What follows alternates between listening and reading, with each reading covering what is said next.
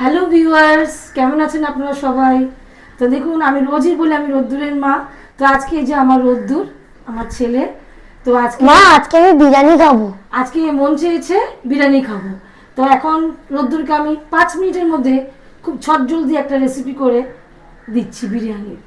আমার কাছে রান্না করা পোলাও ছিল, আর ছিল মাটন কারি, আর আমি কিছু পেঁয়াজ, ধনেপাতা, কাঁচা লঙ্কা কুচিয়ে নিয়েছি। আর এই বিরিয়ানি করার জন্য দরকার টমেটো পুরি পেস্ট। তাহলেই আমি ওকে বানিয়ে দেব পাঞ্জাবি স্টাইল বিরিয়ানি। প্যানে সাদা তেল দিয়ে পেঁয়াজ কুচি দিয়ে ভালো করে লাইট ব্রাউন করে ভেজে নিতে হবে।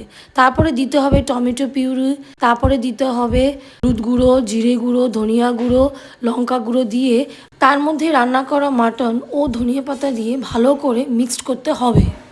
এবার পোলাও দিয়ে তার সাথে সামান্য পরিমাণে লবণ ও টেস্টিং সল্ট দিয়ে ভালো করে মিক্সড করতে হবে।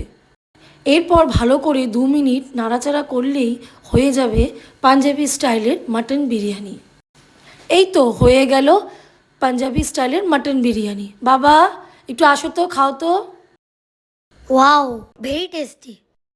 এভাবে আপনারা বাড়িতে 5 মিনিটের মধ্যেই বানিয়ে ফেলতে পারেন পাঞ্জাবি স্টাইলের মাটন বিরিয়ানি।